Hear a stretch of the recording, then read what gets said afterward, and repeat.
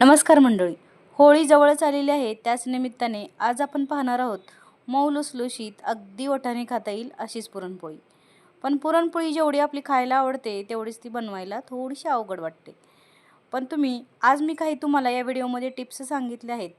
जर तशा पद्धतीने जर तुम्ही पुरणपोळी केली तर तुमची पुरणपोळी कधीच बिघडणार नाही. आणि मी आशा करते की या टिप्स तुम्हाला नक्कीच उपयोगात पडतील आणि तुमची पुरणपोळी ही नक्कीच परफेक्ट बनेल. चला तर मग व्हिडिओला सुरुवात करूया. त्यासाठी इथं 2 कप चण्याची डाळ घेतलेली आहे, म्हणजेच याला हरभऱ्याची डाळ देखील म्हणतात.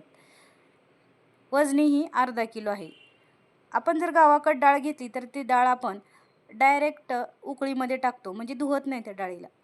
पण इथं काय होतं, शहरामध्ये त्याला पावडर लावलेली असते, किंवा आपण गावाकडे जरी असलो आणि विकत्रीची डाळ असतील तर त्याला पावडर लावलेलं असतं, म्हणजे जास्त दिवस टिकण्यासाठी. जर आपण विकत्रीची डाळ घेतली तर ती धुवून घ्यायची आहे, पण पाण्यात भिजत टाकायची नाही आहे. फक्त डाळ ती धुवूनच घ्यायची आहे आणि साईडला ठेवायची आहे. आता आपण इथं आपली डाळ आपण कपाने मोजून घेतलेली आहे. 1 कप जर डाळ असेल तर त्याच्या दुप्पट पाणी आपल्याला इथं ठेवायचं आहे. म्हणजे 1 कप डाळीला 2 कप असं पाणी घेतलेलं आहे इथं. म्हणजे इथं मी 6 कप असे पाणी घेतलेले आहेत त्या कपाने. ज्या कपाने आपण डाळ मोजली त्याच कपाने 6 कप पाणी घेतलेलं आहे आणि 2 कप डाळ घेतलेली आहे. आता ही पूर्ण उकळी आल्यानंतरच डाळ टाकायची आहे. त्याआधी डाळ टाकायची नाही आहे. उकळी आल्यावर डाळ टाकल्याने आपली डाळ ही छान शिजते. आता इथं तुम्हाला दुसरी टिप सांगते मी. या डाळ शिजताना हे फेस येतो वरी. हे फेस जर आपण नाही काढला तर ती पोळी आपल्याला पचायला जड जाते. त्यामुळं आपण कधीही डाळ शिजवताना यावरती जो फेस येतो तो आपण असा काढून टाकायचा आहे आणि नंतरच कुकरचं झाकण लावायचं आहे. आणि याला 3 ते आपल्याला 2 शिट्ट्या घ्यायच्या आहेत. आता इथं आपण एका परातीमध्ये 4 वाट्या पीठ घेतलेलं आहे गव्हाचं. इथं आपण मैद्याचा अजिबात वापर केलेला नाही आहे.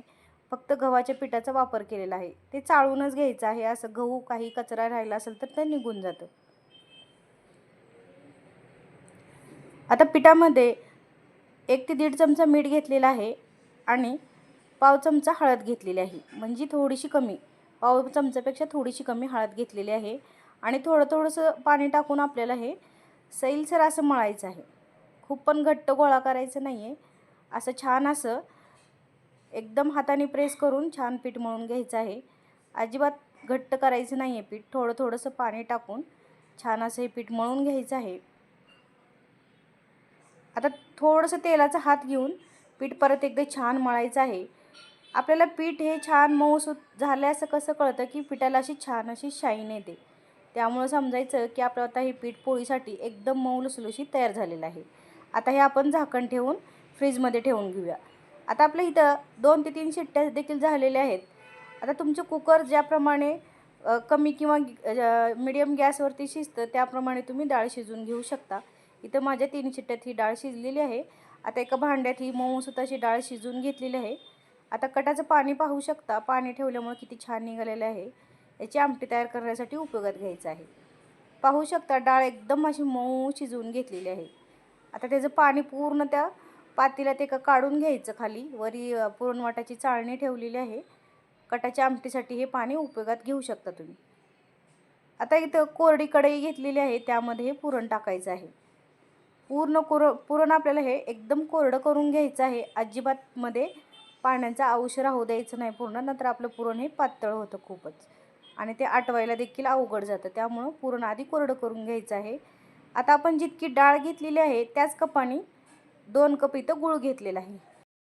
2 कप डाळ आणि 2 कप गूळ असं हे प्रमाण आहे. एकदम परफेक्ट आहे. यामध्ये काहीही कमी जास्त घ्यायचं नाही. जर तुमच्याकडे असा कप नसेल तर तुम्ही कुठल्याही एका वाटीचा वापर करायचा आहे किंवा ग्लासचा वापर करायचा आहे. जितकं तुम्ही डाळ घेतलेली आहे तितकाच गूळ घ्यायचा आहे. आता पुरण शिजवताना गूळ घातल्यानंतर थोडंसं पातळ होतं. इथं घाबरण्याची अजिबात गरज नाही. पण त्या पुरणापासून आपण लांब जायचं नाही आहे, नाहीतर आपलं पुरण खाली चिटकतं आणि पुरणाला असा कडवट असा वास येतो करपलेला. आता पुरण छान असं लागण्यासाठी थोडंसं मीठ टाकणार आहे, कारण गोडाची चव ही थोड्याशा मिठाने वाढते. त्यामुळे इथं मीठ टाकून घेतलेलं आहे आणि 1 चमचा सुंठ, विलायची आणि जायफळची पूड आहे ही 1 चमचा घेतलेली आहे. आता आपलं पुरण छान असं शिजलेलं आहे. हे कसं ओळखायचं ही तुम्हाला 2 पद्धती, तिसरी टिप्स आहे तुम्हाला. आपण जे उलथनं घेतलेलं आहे ते खडी ठेवायचं, एकदम खडी राहतं तेव्हा समजायचं की आपलं पुरण झालेलं आहे. आणि दुसरी गोष्ट म्हणजे पुरण थोडंसं हातावर गोळी करून घ्यायची आहे. ते जर हाताला चिटकलेलं नाही आहे तर ते पुरण आपलं पोळी बनवण्यासाठी रेडी आहे. आता आपण गरमच असताना पुरणाच्या चाळणीवरती थोडंसं टाकून पुरण हे छान असं हलवून घ्यायचं आहे. चाळणीतून अलगद असं पडून जातं, एकदम मऊसूत असं तयार झालेलं आहे, पाहू शकता तुम्ही. आता असंच मी पुरण सगळं वाटून घेते. हे पहा, पुरण सर्व आता वाटून झालेलं आहे. एका भांड्यात काढून हे देखील असंच फ्रीजमध्ये ठेवायचं आहे. ही तुम्हाला चौथी टीप की आपलं पीठ आणि आपलं पुरण हे अर्धा तास किमान फ्रीजमध्ये ठेवायचं आहे. त्याने तुमची पोळी एकदम परफेक्ट बनते, अजिबात फुटत देखील नाही आहे. आता आपण पोळ्या तयार करायला घेऊया. थोडासा पिठाचा गोळा घेतलेला आहे. कधी पण पीठ आणि पुरण घेताना आपलं पुरण जितकं असेल त्याच्या निम्मा आपल्याला पीठ घ्यायचं आहे. म्हणजे पिठाच्या दुप्पट आपल्याला पुरण घ्यायचं आहे कधीही. आता छान असं पारी लाटून ते पुरणाचा गोळा ठेवून छान असं आपल्याला हे गोळा आता वळून घेऊन पोळी लाटून घ्यायची आहे अलगद अशी. पोळी लाटताना कधीही सुरुवातीला मधून बाहेरच्या साईडला पोळी लाटून घ्यायची आहे. अलगद एकदम लाटायची आहे, अजिबात गडबड करायची नाही लाटण्यासाठी. आता इथं तुम्हाला मी 5वी टिप्स सांगणार आहे. जेव्हा पोळी आपण मधून बाहेरच्या साईडला जेव्हा घेतो तेव्हा पुरण काय होतं, एकसारखं सगळ्या पोळीला आपलं पसरलं जातं आणि पोळी आपली कुठं कणिक तर कुठं पुरण असं होत नाही. त्यामुळं सुरुवातीला आपण मध्ये लाटायचं आहे आणि पोळी अर्धी लाटत आली की तेव्हा आपण पोळीच्या कडा लाटून घ्यायचे आहेत. म्हणजे पोळी ही बराबर अशी लाटली जाते, पण अलगद हाताने छान अशी एकदम कडा एकदम पातळ अशा लाटून घ्यायच्या त्याच्या. आता आपण तव्यावरती तेल टाकून छान असं हे पुरणपोळी टाकलेली आहे. मिडियम गॅसवरतीच पुरणपोळी छान अशी एका साईडनी भाजून घेतलेली आहे, पाहू शकता. एका साईडनी पुरणपोळी भाजल्यानंतर दुसऱ्या साईडनी देखील अशी छान असं भाजून घ्यायचं आहे. त्यावरती साजूक तूप किंवा तेल काही तुम्ही लावू शकता. एकदम मस्त अशी पुरणपोळी होते. पाहू शकता किती मऊ लुसलुशीत आपली पुरणपोळी तयार होत आहे. फक्त पुरणपोळी बनवताना गडबड अजिबात करायची नाही, थोडेसे पेशन्स ठेवूनच पुरणपोळी बनवायची आहे. त्यामुळे आपली पुरणपोळी ही परफेक्टच बनते, अजिबात बिघडत नाही अशा पद्धतीने जर तुम्ही पुरणपोळ्या बनवल्या तर. आता ही आपली दोन्ही बाजूनी खरपूस अशी पुरणपोळी एकदम मस्त अशी भाजून घेतलेली आहे. पुरणपोळी कधीच कच्ची ठेवायची नाही साईडला सुद्धा.